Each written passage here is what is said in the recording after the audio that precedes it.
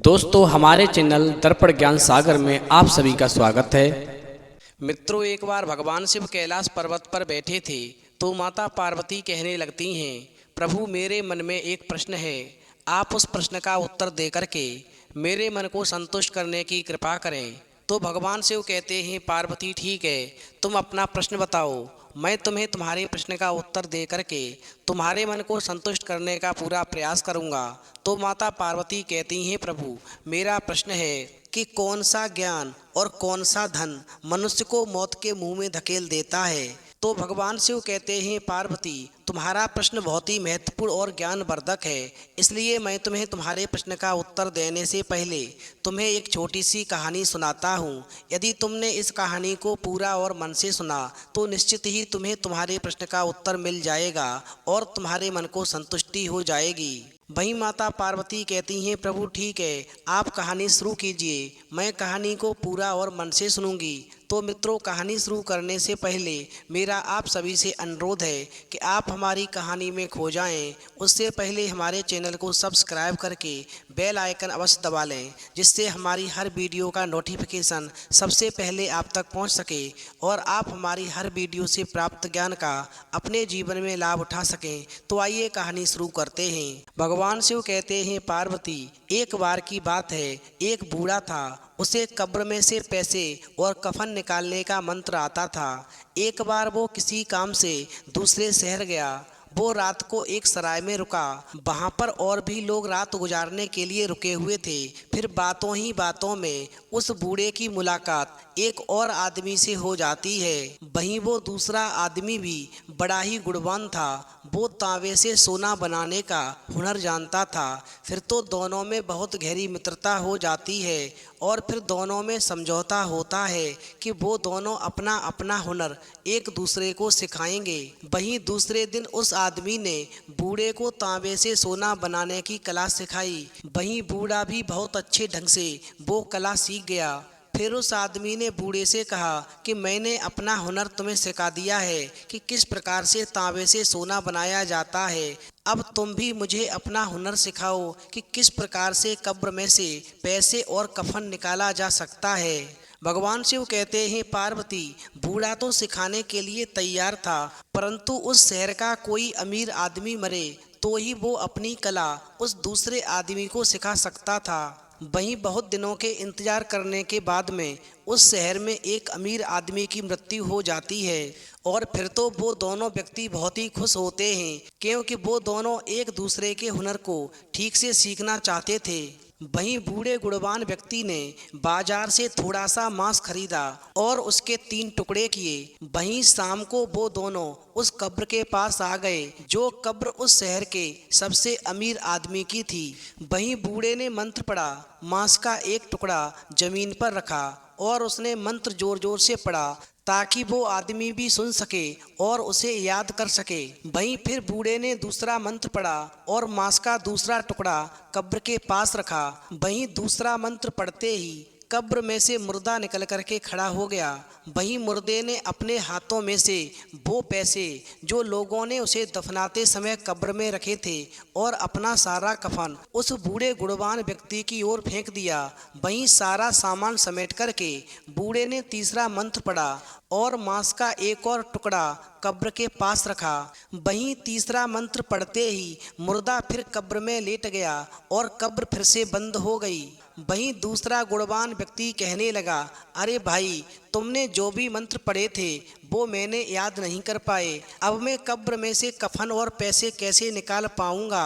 वहीं उस बूढ़े गुणवान व्यक्ति ने कहा, मैं तुम्हें तीनों मंत्र एक पर्चे पर लिख कर देता हूँ, तो मैंने अपने पास रख लो, ये वक्त पर तुम्हारे काम आएंगे, तुम इन्हें ठीक से याद कर लेना। वहीं दूसरे व्यक्ति ने उस बूढ़े गुणवान व्यक्ति से वो पर्चा ले लिया और मन में विचार किया कि अब ये पर्चा मेरे पास में है तो मुझे ये मंत्र याद करने की क्या आवश्यकता है। जब भी मुझे ज़रूरत पड़ेगी तो मैं इस पर्चे में देख करके इन मंत्रों का प्रयोग कर लूँगा और कब्र में से रुपए और कफन को निकाल लूँगा। वहीं ऐसा सोच करके दोनों साथी वापस सराय में लौट आए और फिर सुबह उठ करके दोनों अपने अपने रास्ते पर चल पड़े जहाँ पर उनको जाना था। वहीं घर पहुँच करके उस आदमी ने सोचा कि काश कोई अमीर आदमी मरे और मैं स्वयं भी उसकी कब्र से पैसे और कफन निकालने के हुनर को आजमा कर देख सकूं कि जो मंत्र पर्चे पर लिखे हैं क्या वास्तव में उन मंत्रों का प्रयोग करके कब्र से पैसे और कफन को निकाला जा सकता है। वहीं काफ़ी समय बीत जाने के बाद में उनके शहर में एक सेठ मर गया। सेठ बहुत ही अमीर था। अब उस गुणवान व्यक्ति ने विचार किया कि अब उसे अपनी कला को आजमा लेना चाहिए। वहीं ऐसा सोच करके वो दूसरा गुणवान व्यक्ति मन ही मन में बहुत ही प्रसन्न हुआ। भगवान शिव कहते हैं, पार्वती, उधर तो उस अमीर आदमी की कब्र खोदी गई और उसको दफना दिया गया और इधर उस गुणवान व्यक्ति ने अपनी कला का हुनर आजमाने के लिए मांस के 3 टुकड़े लिए और उसी कब्रिस्तान में पहुंच गया। वहीं कब्र के पास उसने पहला मंत्र पढ़ा और मांस का 1 टुकड़ा कब्र के पास रखा। वहीं दूसरा मंत्र पढ़ा और मांस का दूसरा टुकड़ा कब्र के पास रखा। फिर तो दूसरा मंत्र पढ़ते ही देखते कब्र में से मुर्दा निकलकर खड़ा हो गया। उसने अपने कफन और पैसे उस आदमी की ओर फेंक दिए। वहीं वो आदमी तीसरा मंत्र पढ़ने ही वाला था कि तब तक तेज आंधी बारिश आ गई, जिससे वो पर्चा जो था जिस पर तीसरा मंत्र लिखा हुआ था वो गल करके नष्ट हो गया। वहीं वो गुणवान व्यक्ति उस तीसरे मंत्र को पढ़ने लगा। चूंकि वो पर्चा पूरी तरह से गल चुका था, उसमें मंत्र ठीक से समझ नहीं आ रहा था कि क्या लिखा है क्या नहीं लिखा है। और फिर वो गुणवान व्यक्ति उस तीसरे मंत्र को पढ़ते पढ़ते बीच में ही भूल गया। उसने अपने दिमाग पर बहुत जोर डाला परंतु उसे मंत्र याद नहीं आया। इस प्रकार वो गुणवान व्यक्ति बहुत ही डर गया और भयभीत होकर के वहाँ से भागने लगा। परंतु ये क्या हुआ कि वो मुर्दा भी उस गुणवान व्यक्ति के पीछे पीछे आने लगा। अब तो उस आदमी ने घबराहट में कफन और वो पैसे उस मुर्दे की ओर फेंक दिए, परंतु उस मुर्दे ने दोबारा वो पैसे और कफन उस गुणवान व्यक्ति की ओर फेंक दिए। वहीं कई बार ऐसा हुआ। फिर तो छुपते छुपते वो आदमी किसी तरह से अपने घर पहुंचा। भगवान शिव कहते हैं, पार्वती, उस गुणवान व्यक्ति को बहुत तेजी से भूख लगी हुई थी। उसने अपने घर पहुंच करके अपनी पत्नी से खाना मांगा। वहीं हड़बड़ाहट में जल्दी जल्दी वो व्यक्ति खाना खाकर हाथ धुलने और कुल्ला करने बाहर निकला तो क्या देखता है कि वो मुर्दा पीछे पीछे चलते हुए उसके घर तक आ गया है। अब तो उस आदमी ने जल्दी जल्दी अपनी पत्नी को सारी कहानी सुनाई और कहा, मैं अब इस घर में नहीं रह सकता हूँ। ये मुर्दा मुझे इस घर में नहीं रहने देगा, इसलिए मैं जंगल में चला जाता हूँ। तुम रोटी पानी मुझे वहीं पर दे आया करना। भगवान शिव कहते हैं, पार्वती, अब वो आदमी जंगल में चला गया। वहाँ पर उसने एक जगह पर अपना डेरा जमा लिया। मुर्दा भी उसके पास ही रहने लगा। उसकी पत्नी रोजाना उसे खाना पानी देने जाती थी, परंतु अब वो बहुत परेशान और उदास रहने लगा। वहीं एक दिन उसकी पत्नी ने उसे मशवरा दिया कि वो अपने गुरु के पास जाए और इस मुर्दे को दोबारा कब्र में भेजने का मंत्र पूछ कर आए। वहीं पत्नी की बात को मान करके वो एक दिन अपने गुरु के गांव पहुंचा। वो उनके घर रात को गया क्योंकि वो मुर्दा भी उसके साथ चल रहा था। वहीं छुपते छुपते जब उसने अपने गुरु का घर ढूंढ लिया तो बाहर से ही अपने गुरु को पुकारने लगा। फिर तो उसकी आवाज़ें सुनकर के भीतर से एक महिला बाहर आई और उसने उस आदमी से पूछा कि आप कौन हैं। फिर तो उस आदमी ने अपने गुरु की पत्नी को सारी कहानी बताई। वहीं कहानी सुनने के बाद में गुरु पत्नी को रोना आ गया। उसने बड़े ही दुखी मन से कहा, अब आपके गुरु इस दुनिया में नहीं रहे। आपके गुरु को मरे हुए आज 3 दिन हो गए हैं। वहीं गुरु की मृत्यु का समाचार पाते ही वो आदमी और भी चिंतित और परेशान हो गया। फिर तो उस आदमी ने अपने गुरु की कब्र के बारे में जानकारी ली और सोचा, चलो गुरु को प्रणाम ही कर आता हूँ। और फिर उस महिला ने उस आदमी को गुरु की कब्र के बारे में बता दिया और फिर वो आदमी जो था गुरु की कब्र के पास पहुंच गया और एक रात उसी जंगल में बिताई। वहीं बड़ी मुश्किल से एक मरे पक्षी का मांस उसे मिला। उसने उसके 3 टुकड़े किए। वहीं दूसरे दिन रात ढलते ही वो कब्र की ओर चल पड़ा। भगवान शिव कहते हैं, पार्वती, अब उस गुणवान व्यक्ति ने पहला मंत्र पढ़ा और एक टुकड़ा मांस उस कब्र के पास रखा।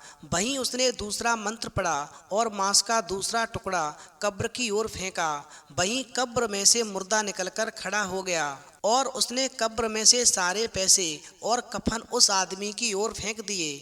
वहीं शिष्य कहने लगा, गुरुजी प्रणाम, आप मेरे गुरु हो, मुझे आपके पैसे और कफन नहीं चाहिए, मुझे आपका आशीर्वाद चाहिए। वहीं उसने गुरु को नमस्कार करते हुए वो पैसे और कफन गुरु की ओर वापस फेंक दिए। वहीं साथ ही कहा कि गुरुजी, मुर्दे को दोबारा कब्र में भेजने वाला तीसरा मंत्र मैं भूल गया हूँ, कृपया करके मुझे सिखाओ। यदि मुझे मुर्दे को गुफा में वापस भेजने का तीसरा मंत्र आपने नहीं सिखाया तो मेरी मृत्यु निश्चित है। वहीं गुणवान व्यक्ति के इतना कहने पर भी गुरु का मुर्दा कुछ भी नहीं बोला और फिर उसने पैसे और कफन दोबारा उस आदमी की ओर फेंक दिए और चुपचाप कब्र के पास खड़ा रहा। वहीं अब वो गुणवान व्यक्ति जो था पैसे और कफन को अपने गुरु के मुर्दे की ओर फेंकता था, उधर से गुरु का मुर्दा उस व्यक्ति की ओर फेंक देता था। वहीं काफ़ी समय तक ऐसा होता रहा। अब तो डर के मारे वो अपने घर की ओर चल पड़ा। जब उसने पीछे मुड़कर देखा तो एक के बजाय अब उसके पीछे 2 मुर्दे चल रहे थे। एक तो पहले से चल रहा था, दूसरा मुर्दा उसके गुरु का उसके पीछे पड़ा हुआ था। वहीं शिष्य फिर पीछे मुड़ा और दोनों हाथ जोड़कर विनती करते हुए कहने लगा, हे गुरु महाराज, मुझ पर कृपा करो, दया करो, मैं तीसरा मंत्र भूल गया हूँ, आप मुझे तीसरा मंत्र याद दिला दो। मुर्दे को वापस कब्र में कैसे भेजा जाए, कृपया करके मुझे तीसरा मंत्र बताओ। शिष्य गुरु के मुर्दे से प्रार्थना करता रहा, परंतु गुरु का मुर्दा मुंह से कुछ भी नहीं बोला और अपने शिष्य के पीछे पीछे चलता रहा। भगवान शिव कहते हैं, पार्वती, अब चेला बहुत ज़्यादा डर गया। वो ये सोचकर घबरा गया कि पहले तो एक मुर्दा था, अब मेरे पीछे 2 मुर्दे पड़ गए हैं, अब मैं करूं तो क्या करूं। वहीं रातों रात वो जंगल में उस जगह पर पहुंचा जहां पर वो रहता था और फिर वहां जाकर के सिर पर हाथ रखकर बैठ गया और डर के मारे कांप रहा था। और फिर इसी तरह डर की वजह से उस गुणवान व्यक्ति की मृत्यु हो गई। वहीं अगली सुबह जब उसकी पत्नी अपने पति यानी उस गुणवान व्यक्ति को खाना देने के लिए आई तो वहां पर 3 मुर्दे देख कर के वो घबरा गई और वो रोने चिल्लाने लगी। परंतु अब क्या हो सकता था, उसके पति की मृत्यु हो चुकी थी। भगवान शिव कहते हैं, पार्वती, जिस स्थान पर वो स्त्री रो रही थी उसी स्थान पर एक इच्छाधारी नाग भी रहता था। और फिर उस स्त्री का विलाप देख करके, उस स्त्री के दुख को देख करके वो इच्छाधारी नाग प्रकट होता है और उस स्त्री से कहता है, आखिरकार आपको दुख क्या है, आप यहाँ पर क्यों रो रही हैं। वहीं वो स्त्री सर्प देवता को सारी बात बताती है। वहीं उस दुखी स्त्री की बात को सुनने के बाद में सर्प देवता कहने लगता है, मैंने तुम्हारी कहानी को ठीक से समझ लिया है। भगवान शिव कहते हैं, पार्वती, तुम्हारा प्रश्न था कि कौन सा ज्ञान और कौन सा धन मनुष्य को मौत के मुंह में धकेल देता है, तो समझ लो। उस सर्प ने उस दुखी स्त्री से कहा कि मैंने तुम्हारी कहानी को ठीक से समझ लिया है। हमेशा ध्यान रखना, किताबों तक सीमित ज्ञान और दूसरों के कब्जे में रहने वाला धन हमेशा मौत के मुंह में धकेल देता है, क्योंकि तांबे से सोना बनाने वाले गुणवान व्यक्ति जैसा मनुष्य जिनका ज्ञान बस पर्चे तक सीमित है और जिनका धन दूसरों के कब्जे में है, ऐसा मनुष्य समय पड़ने पर ना तो ज्ञान का प्रयोग कर सकता है और ना ही धन का। इसलिए जीवन में कुछ करने के लिए अपने ज्ञान को किताबों तक सीमित न रखें और अपने उस धन पर भरोसा रखें जो आपके पास है, और जो धन आपका होते हुए भी दूसरों के कब्जे में है उसके भरोसे कभी कोई काम न करें, क्योंकि ऐसा धन काम नहीं आता। वहीं सर्प ने अंत में कहा, अब मैं तुम्हें एक ज्ञान की बात बताता हूँ। यदि तुम अपने पति के मुर्दे को साथ में लेकर जाओगी तो उसके साथ में ये तीनों मुर्दे भी जाएंगे। इसलिए तुम एक काम करो, इन तीनों मुर्दों को यहीं पर एक बड़ी सी कब्र खोद करके उसी में दफना दो और मेरी बताई बातों को जीवन में उतार लो, कभी धोखा नहीं मिलेगा। वहीं सर्प की बात सुनकर के वो स्त्री तीनों मुर्दों को वहीं बड़ी सी कब्र बनाकर दफना देती है और सर्प से कहती है, हे सर्प देवता, आप मुझे कुछ ज्ञान की बातें और बता दें, क्योंकि मेरा एक बेटा है, मैं उसे बताना चाहती हूँ जिससे वो अपने कठिन जीवन को सरल बना सके। तो सर्प ने कहा, ठीक है, मैं तुम्हें कुछ ज्ञान की बातें और बताता हूँ जिससे मनुष्य का जीवन सरल हो जाता है और वो अपने जीवन में सुख की प्राप्ति कर लेता है। वहीं सर्प आगे कहता है, हे मानव स्त्री, कोई काम शुरू करने से पहले स्वयं से 3 प्रश्न करने चाहिए। मैं ये क्यों कर रहा हूँ, इसके परिणाम क्या हो सकते हैं और क्या मैं सफल हो पाऊँगा। और जब गहराई से सोचने पर इन प्रश्नों के संतोषजनक उत्तर मिल जाएं, तभी आगे बढ़ना चाहिए। सर्प आगे कहता है, शिक्षा सबसे अच्छी मित्र है। एक शिक्षित व्यक्ति हर जगह सम्मान पाता है। शिक्षा सौंदर्य और यौवन को परास्त कर देती है। वहीं सर्प आगे कहता है, कोई व्यक्ति अपने कार्यों से महान होता है, अपने जन्म से नहीं होता। वहीं सर्प आगे कहता है, हमें भूत के बारे में पछतावा नहीं करना चाहिए, ना ही भविष्य के बारे में कभी चिंता करनी चाहिए। विवेकवान व्यक्ति हमेशा वर्तमान में जीवन जीते हैं। वहीं सर्प आगे कहता है, वह जो हमारे चिंतन में रहता है वो बहुत ही करीब है, भले ही वास्तविकता में वो बहुत दूर ही क्यों ना हो, लेकिन जो हमारे हृदय में नहीं है वो करीब होते हुए भी बहुत दूर होता है। अंत में सर्प कहता है, जब आप किसी काम की शुरुआत करें तो असफलता से ना डरें और उस काम को ना छोड़ें, क्योंकि जो लोग ईमानदारी से काम करते हैं वो सफल अवश्य होते हैं और सबसे प्रसन्न होते हैं। वहीं सर्प कहता है, यदि तुमने मेरे द्वारा बताई हुई बातों को अपने पुत्र को जाकर बताया और आपके बेटे ने मेरी बताई हुई बातों का अपने जीवन में पालन किया तो निश्चित ही उसके सारे कष्ट दूर हो जाएंगे और वो अपने हर कार्य में सफल अवश्य होगा। फिर तो कहानी सुनने के बाद में माता पार्वती कहने लगती हैं, प्रभु वास्तव में मुझे मेरे प्रश्न का उत्तर मिल गया, मेरा मन प्रफुल्लित हो गया। तो मित्रों, यदि आपको भी वीडियो पसंद आई हो तो प्लीज़ आप हमारे चैनल को सब्सक्राइब करें और भगवान शिव और पार्वती के लिए एक लाइक करना न भूलें।